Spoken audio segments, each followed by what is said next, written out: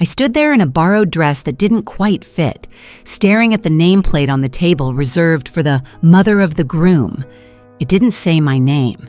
It said, "Custodian Mother, guest by obligation." Laughter erupted from the bride's side. Her mother smirked. Her father whispered something that made their friends snicker. And my son? He saw it. He looked at me. And then he looked away.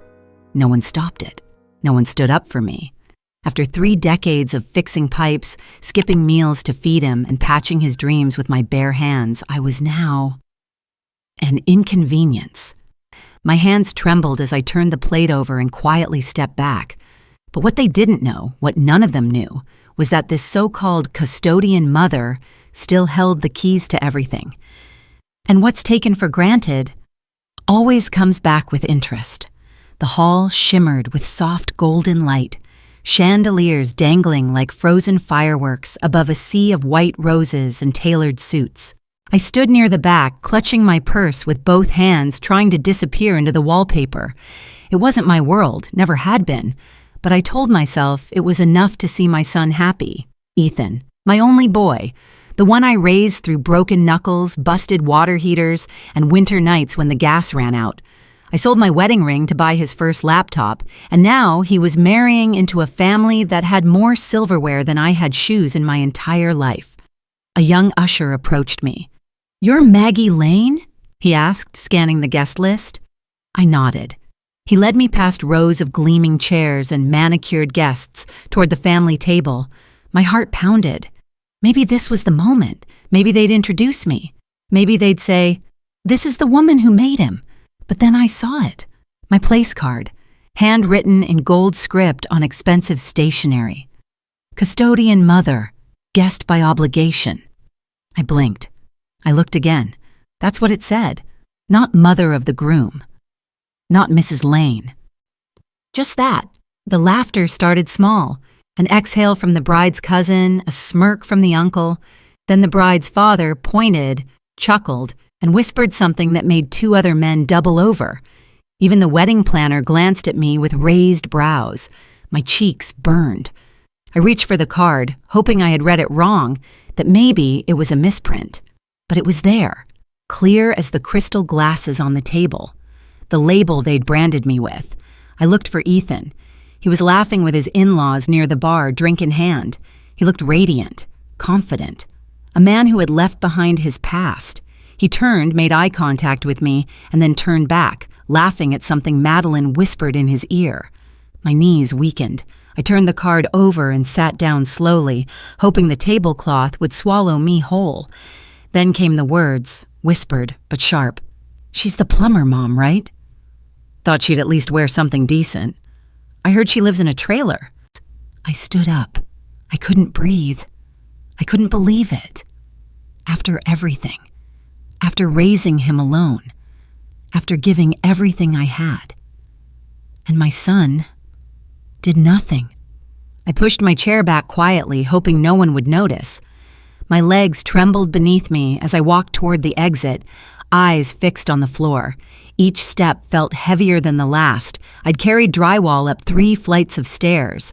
I'd crawled under houses in the dead of winter to fix burst pipes. But this shame was unbearable. Just as I reached the edge of the ballroom, a soft hand brushed my shoulder. I turned, heart fluttering with a flicker of hope. It wasn't Ethan. It was a server. "Ma'am," she said gently, "you can't leave just yet. They're about to do the family toast." Family. What a word. I gave her a tight smile and nodded, pretending I'd just stepped out for air, but I didn't turn back. I kept walking through the double doors, past the guests milling about and into the night. The cold slapped me awake. How had I become this invisible? When Ethan was 8, he had the flu so bad I sat up 3 nights straight, sponging his forehead and counting his breaths. He used to call me his hero. He used to run to me after school, arms wide. Now he couldn't even look me in the eye. The click of heels startled me. A voice followed. "Mrs. Lane?" I turned. A woman, older, elegant in a deep navy dress, stood just a few steps away. Her hair, silver and swept up, framed sharp eyes that looked at me not with judgment, but something else. Pity? Understanding? I'm Eleanor, she said. Gregory's mother, Madeline's grandmother. I blinked. I didn't know she had a grandmother here. I wasn't exactly invited, she said dryly. But I came anyway. I wanted to see who you were. I tensed, bracing for more cruelty, but she stepped closer and lowered her voice. You don't deserve this. None of it. And you're not the first they've done this to. I frowned, confused. She reached into her purse and handed me a folded envelope. Read it when you're alone, she said. And don't leave just yet. Trust me, this story isn't over. Then she turned and walked away, heels clicking against the stone like a metronome of fate. I clutched the envelope, unsure whether to run or rip it open right there. But one thing was suddenly startlingly clear. I wasn't the only one they'd tried to erase. I stood under a flickering streetlight, the noise of the reception muffled behind heavy ballroom doors. The envelope in my hand felt weightier than it should, like it held more than just paper, like it carried truth. My fingers hesitated, then carefully peeled it open. Inside was a single handwritten letter. The ink had faded in some places, the penmanship slanted but steady. To the woman they will one day try to humiliate. You don't know me, but I know them. I birthed one, raised another, and lost both to pride. Gregory wasn't always this cruel. But when power replaced purpose, love became performance. I built that empire with him from nothing, only to be called irrelevant. They cast me out once I was no longer useful. Sound familiar? My eyes burned. I see you now. I saw how you looked at your son like he was your whole world. That's how I used to look at mine. Until he decided I embarrassed him. I swallowed hard. Each word stabbed deeper than the last. But listen to me carefully. Don't let them bury you while you're still breathing. You may think your power is gone, but they're wrong. And your son, he's not lost yet, just blind. He will learn. Pain teaches what privilege erases. I folded the letter slowly, hands trembling. This woman, this stranger, had been through it. The same erasure, the same betrayal. And somehow she had found the strength to warn me, not out of pity, out of solidarity. Mom? The voice stopped me cold. I turned. Ethan stood in the doorway, his tux slightly rumpled, hair tousled from dancing. But his expression wasn't apologetic. It was annoyed. I've been looking for you. You just walked out? I stared at him. At the boy I raised. The man he had become. I didn't want to embarrass you, I said softly. He sighed. Look, can we not make this about drama? Tonight's important. Something inside me snapped, but not loud, just quiet enough to shift everything. I see, I said. Important for who? He didn't answer. Instead, he ran a hand through his hair. Just come back inside. Smile for the photos, please. Photos, for their perfect little story. No, I said. I think I'll pass. I turned and walked into the night, the letter still warm in my palm. The wind bit at my cheeks as I stepped farther into the parking lot, the weight of 30 years pressing on my shoulders. Behind me, the ballroom pulsed with music and laughter, as if the cruelty had never happened, as if I'd never existed. I sat in my rusted sedan, fingers numb on the steering wheel, watching couples in gowns and tuxedos waltz past, lost in their curated fairy tale. I used to dream Ethan would have a life better than mine, but I never thought that dream would cost me my place in his. A tap on the window made me jump. Ethan. I rolled it down halfway, saying nothing. He crouched beside the car, breath fogging in the cold. You're really going to leave? Over a nameplate? I stared at him. It wasn't just a nameplate. You know that. He shrugged. I didn't write it. But you didn't erase it either. His eyes darted, defensiveness rising. It was a joke, Mom. They were just trying to lighten the mood. You're taking this too personally. I laughed, but it was hollow. Too personally? Ethan, they labeled me like I was a burden, and you stood there. His jaw tightened. You're making me look bad. The words were so absurd, I almost didn't believe I heard them. Making you look bad? Ethan, I raised you with scraped knuckles and empty wallets. You had hot meals because I went without. I came to this wedding to see you honored, not to be humiliated like some unpaid bill. He stood abruptly. I can't deal with this right now. No, I said, finally calm. You've made that very clear. He turned without another word and walked back into the ballroom, back to his glittering lie. I didn't cry. I turned the key in the ignition. The engine coughed, then started. And as I pulled out of the lot, I glanced one last time at the golden lights behind me.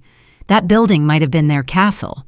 But I built kingdoms from pipes and pain. And now it was time to rebuild one more. The apartment was dark when I got home. Not that I expected anything different. The hallway lights still flickered. Same bulb I'd meant to replace for 3 weeks. I didn't bother turning on the television. The silence was enough, loud in its own way. I slipped off my shoes and set my purse down on the counter, my fingers brushing against the edge of the letter Eleanor had given me. It sat beside the sink now, folded once more. I couldn't bring myself to put it away. It felt like the only thing tonight that hadn't betrayed me. I stared out the window at the blinking streetlight below. For years, I told myself Ethan's success was my success. Every step he took, I'd paved the way. Every opportunity he grabbed, I'd made possible, with sacrifices that no one saw.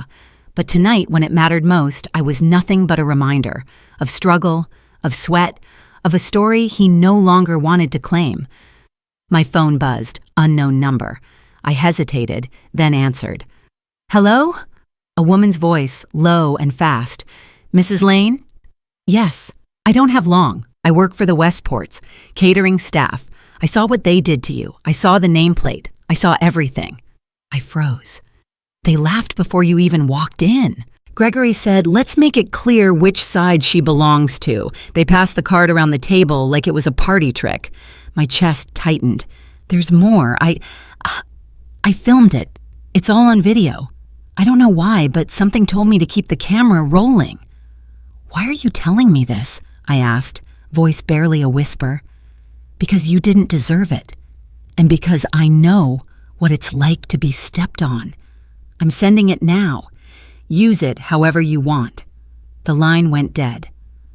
A second later, a message appeared. A video file, 38 seconds long. I didn't open it right away. My fingers hovered over the screen. The pain from tonight already clawed deep. But this? This might be the match that lights the rest on fire. I took a breath, pressed play, and watched as the mask came off, one mocking smirk at a time. The video was grainy, shot from behind a centerpiece of orchids, but the voices were unmistakable. Gregory Westport's laughter boomed through the speakers. Let's not pretend she's anything more than a glorified janitor, he said, twirling a pen in his fingers. They should have invited the plumber who fixed the men's room last week. Same social class. A woman, Helen, the bride's mother, chimed in, her voice dripping with feigned sweetness. At least that one smelled better. Madeline's voice followed, soft but sharp. Can we please keep her in the corner during the ceremony? She throws off the aesthetic. Then the moment. Gregory handing the gold pen to a cousin. Write it. Custodian mother. Guest by obligation. That'll set the tone. Laughter erupted again. I paused the video. My hand trembled, not from surprise, but from confirmation. I hadn't imagined the malice. I hadn't exaggerated the humiliation. And Ethan had been standing just feet away from that table. My heart didn't break all at once. It shattered slowly, in cracks I didn't even feel until they split wide open.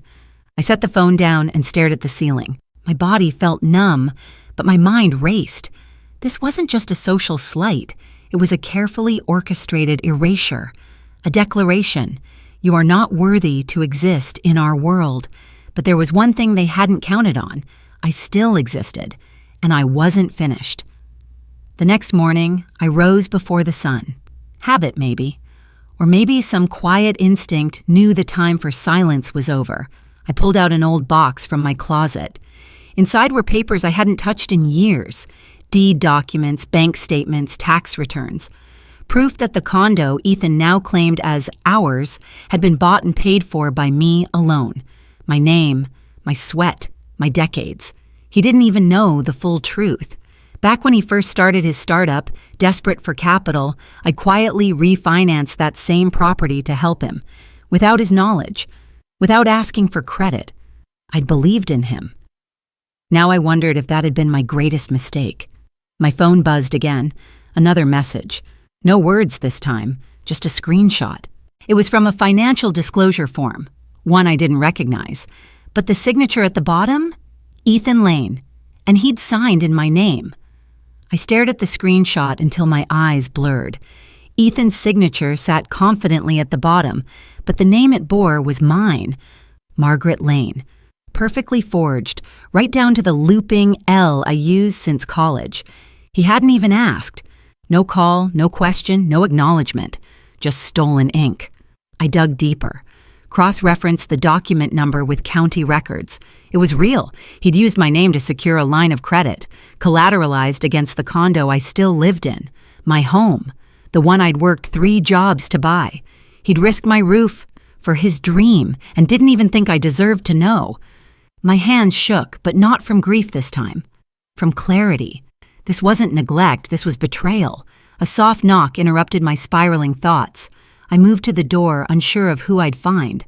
Probably a neighbor, maybe the mailman. Instead, it was Eleanor. She stood there, same navy coat, hair pinned back with practiced grace. "I thought you might need company," she said gently, holding up a brown paper bag. "There's soup and a little something extra." I stepped aside, wordless. She walked in like she'd always belonged here. I poured us tea while she unpacked the bag. She laid out a binder, thick, leather, and clearly expensive. "I wasn't sure if you were ready," she said, "but I think you are." I opened it. Inside were pages of stock transfers, company records, and hidden shell companies, each connected to the Westport family. "What is this?" I whispered. "A map," she said, "to everything they tried to hide." My eyes widened. "How do you have this?" She smiled thinly. "Because I built it before they decided I was just an aging liability." My heart pounded. "Why me?" "Because you're not the first woman they've underestimated. But you might be the first one to do something about it." I see. Her words hit like a drumbeat, and for the first time since the wedding, I felt it. Not anger, not sorrow, but purpose.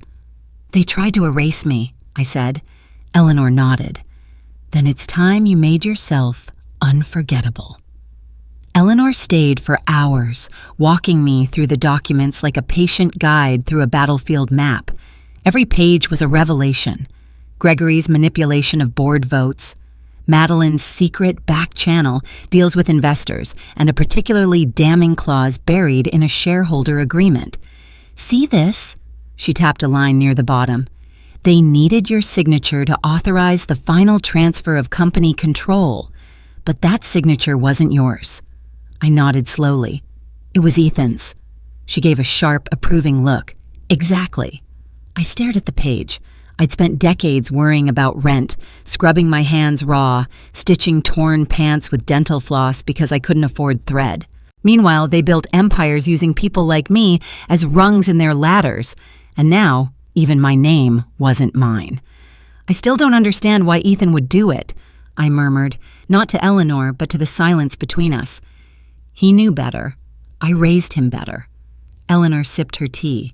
"He's not a monster, Maggie. Just a man who forgot where he came from.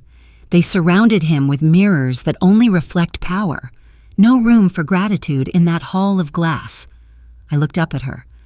"So, what now?" She reached into her coat pocket and slid over a small flash drive. "This," she said, "contains backups of every document they ever hoped would stay hidden.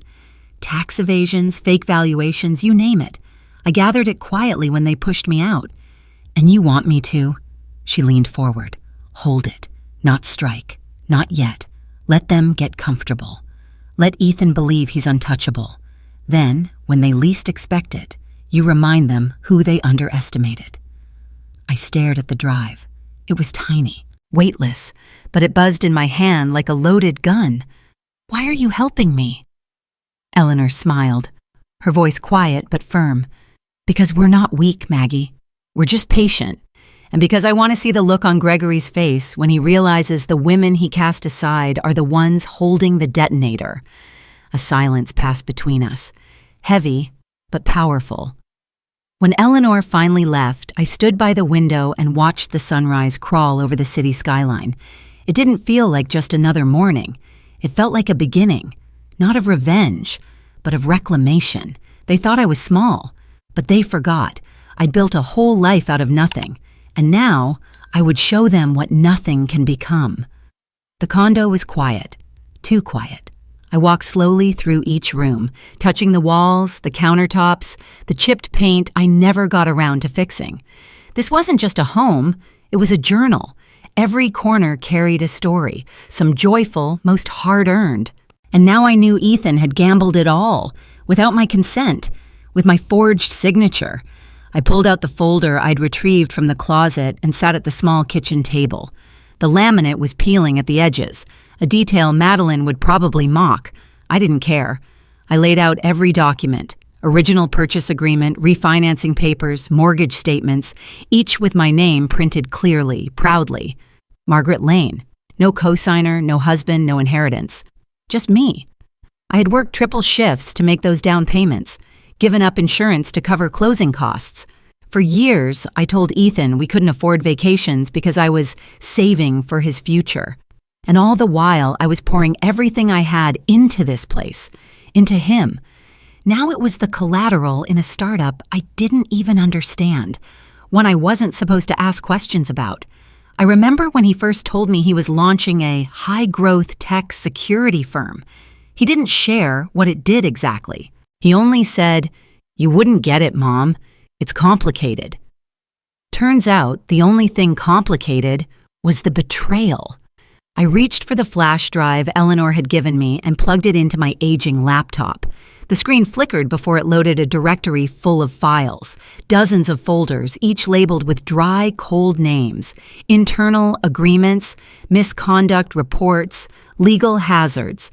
I clicked on a file named Equity Distribution Confidential.pdf, and there it was, Ethan's name, listed as a co-founder. Next to it, initial equity acquired via collateralized personal real estate asset, Maggie Lane, unsolicited.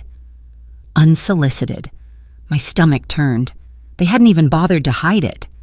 It was all there. Cold, transactional, and public if anyone bothered to look. I closed the file and sat back. He'd used me. Not just forgotten me. Not just ignored me. Used me. I thought about confronting him, about calling and demanding an explanation. But what would he say? What could he say that would undo what he'd already done? No, I wouldn't scream. I'd build, quietly, deliberately, just like I always had. The next day, I dressed differently. Not in my usual jeans or work boots, but in a black blouse I kept in the back of the closet, the one I used to wear when I interviewed for jobs I never got. I brushed my hair, clipped on my mother's old earrings, and slipped the flash drive into my purse. If I was going to reclaim what was mine, I couldn't walk in like a ghost. I had to walk in like a storm. My first stop was the bank. I sat across from a young man in a tailored suit, probably younger than Ethan. He smiled politely until I dropped the file on his desk. Then the smile shifted. "I'd like to report identity fraud," I said calmly. "By my son." He blinked. "Your son?" I nodded. "Ethan Lane. He forged my signature on a property lien. That condo is mine. I have the original deed, and I never gave permission to use it as collateral." I watched his face pale as he flipped through the documents. Then I pulled out my phone and showed him the equity statement with the term unsolicited. "This proves intent," I said, "and I'd like a full forensic audit done." He nodded quickly, already typing into his system. I left the bank with a receipt for the complaint and a case number. It was the first time in weeks that I felt something anchor in my chest, something like control. Next stop, the lawyer's office. Eleanor had recommended a woman named Cassandra Whitmore. Her office overlooked the city skyline, but her heels were worn and her sleeves were rolled up when I arrived. She greeted me like she'd been expecting me her whole life. "I've heard of the Westports," she said, flipping through the binder Eleanor had provided, "but I've never had the pleasure of going after them." "Will you take the case?" I asked, fingers tight around my purse strap.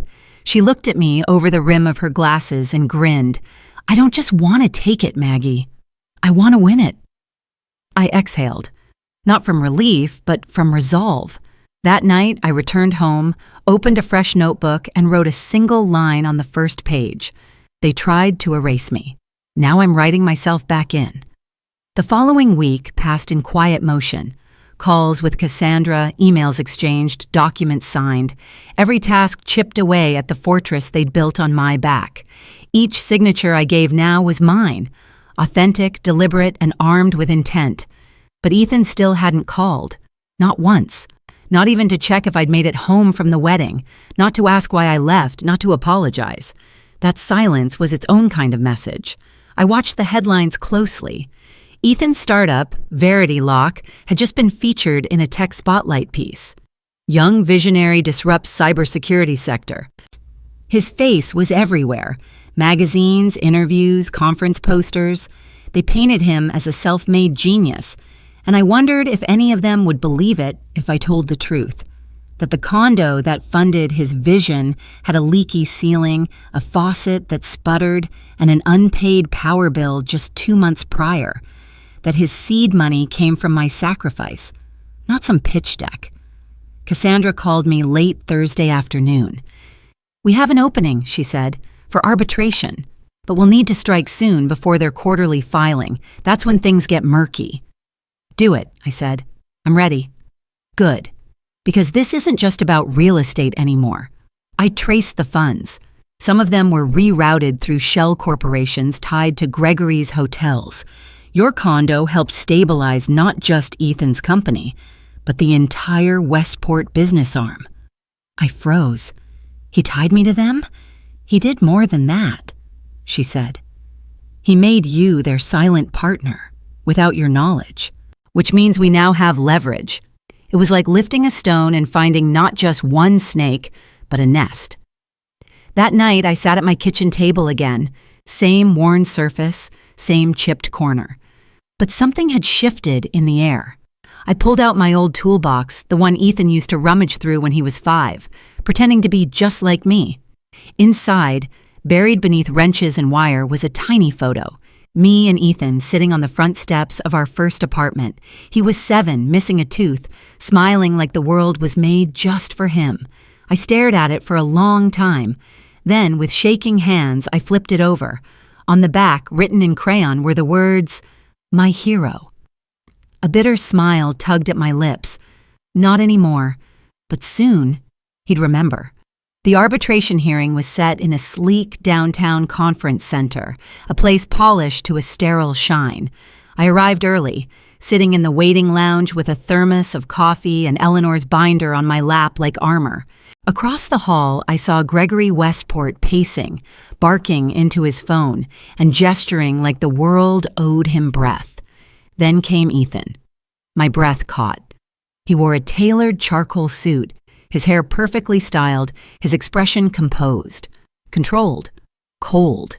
He saw me, hesitated, then walked right past without a word. Cassandra leaned toward me. "Let him. His silence is an admission." Inside the room, everything was white leather and glass. A neutral mediator sat at the head of the table. Gregory and Ethan flanked one side. I sat on the other with Cassandra at my right and a stack of evidence at my left. The mediator opened formally, asking both parties to state their intentions. Gregory went first, confident and dismissive. "This is a misunderstanding blown out of proportion. The woman was a passive figure in a family matter. Nothing more." Cassandra raised a brow. "We have evidence proving otherwise." As she laid out the documents, the forged signature, the unauthorized lien, the financial trace between my property and multiple Westport-owned entities. Then came the kicker, the original equity disclosure from VerityLock's filing. The mediator's eyes narrowed as she read through the papers. "This is serious. Ms. Lane, did you at any point authorize the use of your property in this manner?" "No," I said clearly. "I didn't even know about it until last week." Gregory scoffed. "She's just bitter because she didn't get a spotlight at the wedding." Cassandra didn't flinch. "And you're angry because you were caught laundering investments through a fake collateral." Ethan finally spoke. "It was for the greater good. I knew she'd never understand, so I did what I had to." "You mean you stole from your mother?" Cassandra snapped. "I leveraged an opportunity," he corrected. The room fell silent. The mediator made a few notes. "Given the evidence, I'm recommending immediate reversal of any equity obtained through unauthorized collateral, full restitution, and, should Ms. Lane choose, civil action for identity fraud." Gregory's face turned crimson. "You can't do this. Do you know who I am?" Cassandra smiled. "Not anymore." I looked at Ethan. His jaw was tight, his gaze blank. For the first time, I saw it. Not the little boy I raised, but the man he'd become. And I felt nothing. Not rage, not sadness, just release. I left the hearing before the ink was dry on the mediator's recommendation. I didn't wait for the press, the legalese, or the looks of disbelief.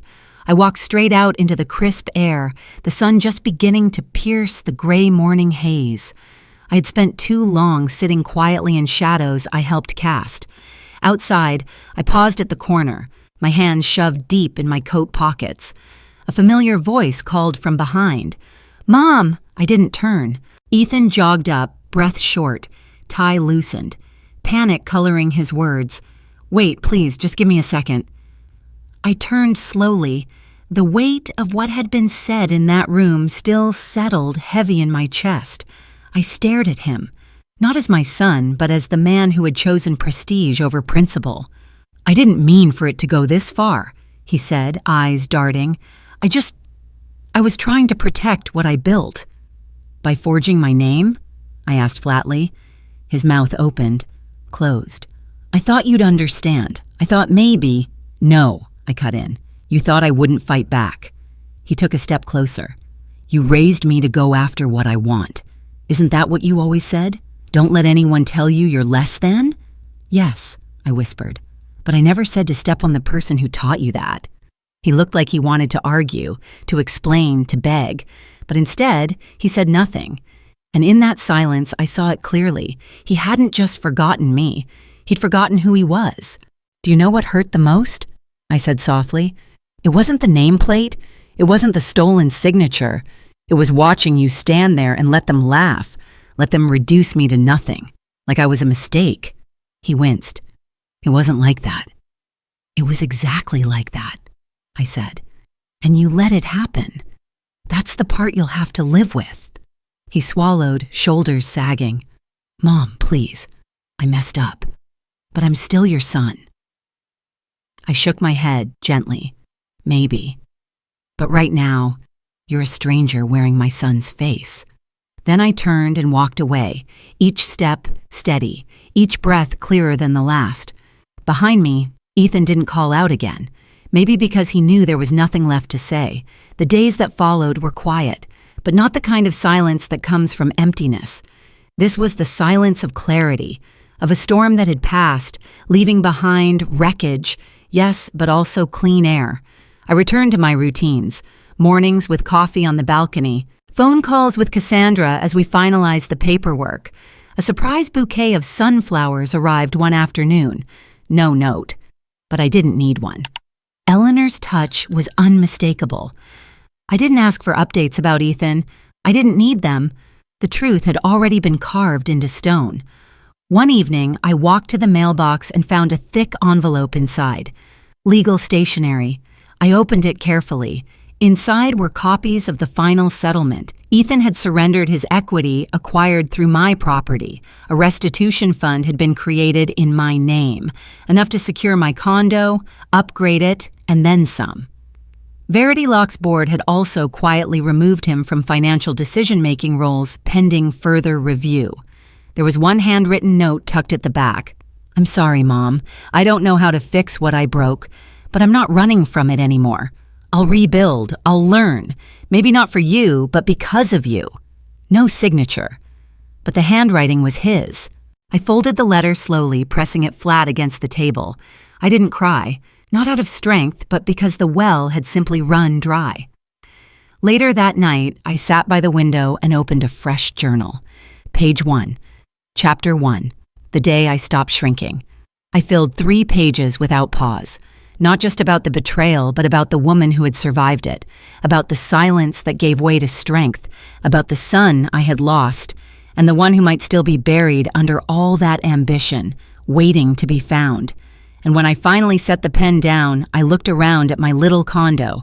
The same walls, same squeaky drawer, same humming fridge, and realized something profound. It wasn't broken. It had never been broken. It was mine. And it always would be. A week after receiving the settlement letter, I received another unexpected visitor. It was raining again, light, steady, rhythmic. I opened the door to find Madeline, Ethan's fiancée, standing there in a soaked beige trench coat, clutching a velvet clutch like it could shield her from my stare. I didn't move. Neither did she. "May I come in?" she asked, voice cautious. "I don't think that's a good idea." "I understand, but I needed to try." She looked thinner, less polished. The shimmer that had once cloaked her had dulled. "I didn't come to apologize," she said. "Not exactly. I know it wouldn't be enough." I raised an eyebrow. "But I want you to know," she continued, "that I wasn't just mocking you at the wedding. I was scared of what you represented." That caught me off guard. "You see," she went on, "I was raised in a world where love came with terms, with performance, image. If it didn't fit the brand, it was dismissed. And you, your grit, your sacrifice, your quiet pride, it terrified me because it exposed what we lacked." She looked up, eyes glossy. "I thought I was better, but the truth is, I couldn't hold a candle to you on your worst day." I didn't know what to say. She wasn't asking for forgiveness. She wasn't begging, she was confessing.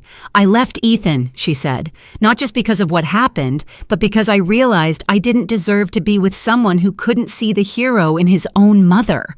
The words hung heavy between us. She reached into her clutch and pulled out a small box. "This was for you, before things went wrong." I hesitated, then took it. Inside was a delicate silver bracelet, engraved with 5 words. "Strength is her second name." "It's not redemption," she whispered, "but maybe it's acknowledgement." She turned and walked down the hallway, disappearing into the rain. I closed the door gently behind her, the box still in my hand. I didn't put the bracelet on, not yet, but I placed it on my nightstand beside Eleanor's letter and the photo of Ethan from years ago, small tokens of a past that had tried to forget me. But I had remembered, and now they would too. Later that week, I received a formal invitation. Embossed edges, navy ink, the whole production. It was from Verity Lock, a transitionary shareholder assembly scheduled for Friday. The letter was professional, sterile. But tucked at the bottom in faint print was a personal line. "Attendance optional, but I hope you'll come, E." I didn't plan on it at first. What was there to gain? But the more I thought about it, the more I realized this wasn't about gaining anything. It was about being seen. So Friday morning, I wore the bracelet. I arrived alone, slipping into the back of the sleek conference room where executives milled about with tablets and lattes. Cassandra joined me moments later, nodding in approval. "You ready?" she asked. "As I'll ever be." Ethan entered the room a few minutes later, his face drawn but composed. He acknowledged the board, then looked at me. Not with fear, not even guilt, but something new, recognition. He cleared his throat. "Before we begin the formal agenda, I have a statement." The room quieted. "My name is Ethan Lane," he began, "and I made decisions that jeopardized this company's foundation. Worse, I violated the trust of the one person who built my foundation, my mother." Heads turned. I used her name without consent. I built a narrative that erased her. Today, I'm surrendering my executive privileges and donating my remaining shares into a foundation in her name. The Carter Lane Trust will support first-generation entrepreneurs, those whose stories start not in boardrooms but in sacrifice. The room stayed still, no applause, just stunned silence. He turned to me. I can't undo what I did, but I can make sure the world knows who I came from. I didn't cry. I simply nodded. Once. And for the first time in a long, long while, I felt whole. The boardroom hadn't changed, but I had. The same gleaming white walls, same ergonomic chairs, same panoramic view of the skyline. But as I walked in for the shareholder transition meeting, I felt taller. Not because of heels, but because for the first time I wasn't there by accident. I was there by right. Gregory Westport was already seated at the head of the table, flipping through a folder with practiced indifference. He looked up, and for a split second I saw it, the crack in his facade, the flicker of recognition that the woman he had once labeled guest by obligation was no longer in the corner. She was at the table. "Ms. Lane," he greeted with a tight nod. "Didn't expect you to tend." I smiled politely. "I didn't come for you." Ethan entered moments later, looking more subdued than usual. No entourage, no assistant. He carried only a laptop and a folded sheet of paper. Cassandra followed, her eyes scanning the room like a hawk, searching for weakness. The meeting began. Formalities first, approval of minutes, audit summaries. Then came the motion Ethan had submitted to formally dissolve Westport's influence within VerityLock, including all affiliated voting privileges. Gregory scoffed. "This is absurd. You can't just erase legacy." Cassandra leaned forward. "We're not erasing legacy, Mr. Westport. We're correcting theft, fraud, exploitation." Documents were passed around. One by one, the board reviewed files Eleanor had compiled. Shady contracts, nepotistic hiring, the use of my property as unreported equity. Eyes widened. Whispers grew louder. Then came the video. Yes, that video. The one from the wedding. The laughter. The nameplate. The condescension etched in every word. It played without commentary. Just raw, ugly truth. When it ended, the room fell into a stunned hush. Gregory paled. "This is a hit job." Ethan stood. "No, this is accountability." He slid his folded paper across the table. "I'm transferring control of my remaining shares to the Carter Lane Trust," he said, "effective immediately. My mother will serve as its chair. She'll decide where our funding goes, who it uplifts, and how we rebuild what we nearly destroyed." I said nothing. I didn't need to. The room voted, unanimously. Gregory was out. The Westports were stripped of influence, and for the first time my name was entered not as a courtesy, but as a force. I didn't walk out with a smile. I walked out with peace. And for a woman who'd been mocked, minimized, and erased, peace was the sweetest kind of victory.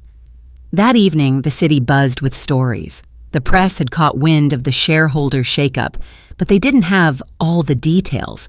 They speculated, twisted, sensationalized. But for once, I didn't care. Let them talk. Because for the first time, I had the truth. I sat at my kitchen table, the same one that had weathered years of unpaid bills, peanut butter sandwiches, and lonely birthdays. But tonight, it held something new. The official documents naming me chair of the Carter Lane Trust. The ink was barely dry, a title I never asked for, but one I'd earned in every sacrifice, every sleepless night, every whispered, "We'll be okay," I said to Ethan even when I wasn't sure it was true. The phone buzzed. A text from Eleanor. "Check the news, you're trending. They're calling you the plumber queen of tech." I laughed for the first time in days, not bitter, not forced, just real. The media would never understand the depth of this moment. To them, I was a symbol. Unexpected, disruptive, poetic. But to me, I was still the woman who fixed broken faucets and stretched casseroles for 2 weeks. I was still his mother. Only now, I wasn't invisible. I opened my laptop and began drafting a mission statement for the trust. I wrote, This fund is for the women no one applauded, the ones who cleaned offices, changed tires, balanced 2 jobs, and still showed up to parent-teacher night. It's for those who never got credit, but never stopped giving. You are not just support. You are the foundation. And this time, we are naming the building after you. I stared at the words for a long while, then hit save. Later, I went to the balcony and stood beneath the stars. The city below twinkled, unaware of the shift happening in this modest condo, but I felt it in every bone. I wasn't erased. I was rewritten by my own hand, and I had only just begun. A year passed. It began quietly. A few grants here, a scholarship there, but the Carter Lane Trust grew faster than anyone predicted. People resonated with the story, not the corporate twist, but the heart of it, the mother, the sacrifice, the reckoning. I attended ribbon cuttings for tech incubators in neighborhoods like the one Ethan grew up in. We funded single mothers learning code, veterans starting cybersecurity firms, janitors pitching startups in community centers with plastic chairs and buzzing fluorescent lights. I didn't wear suits. I wore denim and boots because the work wasn't about glamour, it was about truth. One spring afternoon, I stood at a podium beneath a bright blue banner. First annual Carter Lane Innovation Gala. Ethan sat in the front row, flanked by Cassandra and a dozen young founders. He clapped the loudest when I approached the mic. I was once called a fake, I said into the silence. Low educated, a mistake. I wore those labels for years like bruises. But let me tell you something. I paused, looking around at faces wide-eyed with hunger and hope. It's not your labels that define you. It's what you build from them. Applause thundered, but I barely heard it, because what I heard above all was the quiet echo of every woman who'd ever felt invisible finally being seen. Afterward, Ethan approached slowly. We hadn't spoken much in the last months, not deeply, but today there was no performance in his posture, no shield. "Mom," he said. Just that. I turned. "I still have a long way to go," he added, "but I've been watching. Learning." I nodded. "That's all I ever asked." He hesitated, then handed me a small envelope. Inside was a letter. I sold my condo, bought a fixer-upper in the neighborhood we started in. I want to build something real again, with my hands this time, the way you did. He looked up, uncertain. "You think it's too late?" I placed a hand on his shoulder. "It's never too late to come home," I said. That summer, I helped Ethan paint the front steps of his new house. It was a modest 2-story home on the east side, peeling siding, overgrown hedges, a crooked mailbox. But it had good bones, like we did. He worked with a quiet intensity, not the driven restlessness of a man chasing glory, but the focus of someone learning how to lay a foundation the right way this time. He asked questions. He listened. Sometimes he just sat beside me in the shade, handing over water bottles without a word. It wasn't perfect. It wasn't everything. But it was something. One afternoon, we were sanding down a door frame when he looked over and said, "Do you think people can really change?" I didn't answer right away. Instead, I ran my hand across the grain of the wood, feeling the roughness smooth under each pass. "They can," I finally said, "but not by wanting to. By doing it. Again and again." He nodded, wiping sweat from his brow. "Then I'll keep doing." We built flower beds, fixed plumbing, rewired sockets. At night, we sat on the porch, watching the neighborhood kids ride their bikes past. And little by little, the house stopped looking like a project. It started looking like a home. Cassandra visited once, dropping off legal updates and staying for lemonade. She glanced around and said with a smile, "It's strange, isn't it? This whole thing started in a ballroom, ends with a porch swing." I grinned. Not the end, just a better chapter. As the trust expanded, we launched mentorship programs, invited tradespeople to speak at conferences once reserved for suits. I even gave a keynote in San Francisco. Nervous, sure. But I stood tall, holding the microphone like a wrench. "I'm not here because I climbed a ladder," I said. "I'm here because I built one." Ethan watched from the front row, tears in his eyes. Later that night, he slipped a note into my bag. For every time I failed to say it, thank you for raising me, for not giving up, for reminding me that real power starts with humility. I folded the note gently, tucked it beside the first one he ever gave me, the one that said, "My hero."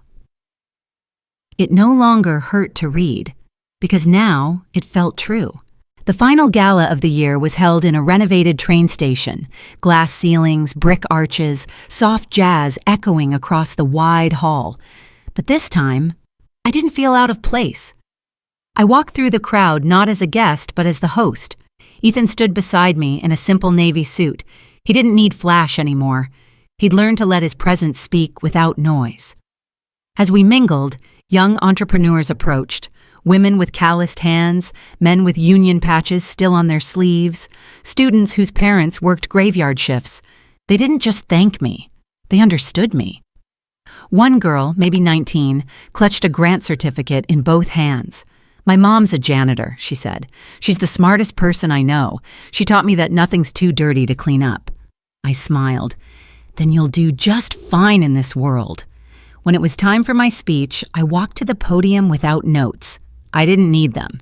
"This legacy," I began, "isn't mine alone. It belongs to every woman who ate last so her child could eat first. To every father who stitched pride into a borrowed tie. To every forgotten voice that built something real with nothing more than grit." I paused, glancing at Ethan. "It belongs to those who were mocked, dismissed, underestimated, and rose anyway." Applause rose like thunder, but I heard something else too: peace. After the event, Ethan and I took the long way home. We walked through the city where we used to share one-bedroom apartments, where I once counted pennies to buy his birthday cake. Now the same streets held murals of our scholars, street signs named after founders the trust helped lift. As we turned the final corner, Ethan stopped. "There's one last thing," he said. "Something I wanted to show you." He handed me a folded document. My name was at the top. It was the deed to a small building, the very one where I had once fixed toilets in the basement as a janitor. "I bought it," he said. "Renovated the upper floors into classrooms. The basement's now a maker's lab, but the cornerstone out front?" He hesitated. "It says Carter Lane Women's Foundation, built by hands, led by heart." I couldn't speak. Tears welled, but they didn't fall. Because this time, they weren't from pain. They were from pride. The following spring, I stood in the courtyard of the Carter Lane Women's Foundation, watching a new group of scholars arrive. Some wore uniforms from their day jobs, others held toddlers on their hips while filling out enrollment forms. They all had that same look I once wore, tired eyes but unbroken spirit. A young woman approached me after orientation. She looked no older than 20, but her hands bore the marks of someone who'd worked far too many doubles. "I just wanted to say thank you," she said. "I never thought someone like me could belong in a place like this." I reached out and held her shoulder gently. "That's what they told me too. But they were wrong, and they'll be wrong about you." That night, I sat on the same porch Ethan had rebuilt with his own hands. We shared lemonade in silence, watching the sun dip below the horizon, casting the neighborhood in gold. "You ever think about the wedding?" he asked suddenly, almost a whisper. I didn't answer right away. I stared at the light pooling at the edges of the skyline, at the place where past and present blurred. "I do," I finally said. Not because of the hurt, but because it was the moment I realized I didn't need a spotlight. I just needed to stop dimming my own light. He nodded slowly. "I still think about what I said, or didn't say, about how I let them laugh at you." I turned to him. "You were weak," I said, "but you're not anymore. Growth doesn't erase pain, it redeems it." He exhaled, the weight of forgiveness washing over him like rain on a dusty rooftop. We sat in silence for a while longer until he said something I hadn't expected. "I've been thinking about becoming a father." I looked at him, surprised. He smiled shyly. "Not yet, but someday. And when I do, I want to raise them the way you raised me, not the version that forgot you, but the one who remembers. I reached for his hand, squeezed it. Then they'll be lucky, I said, because they'll have a father who knows how to fall, and more importantly, how to get back up. The stars came out quietly overhead, and beneath them, we stayed, two people no longer bound by pain, but by purpose. Legacy wasn't what we left behind. It was what we lived.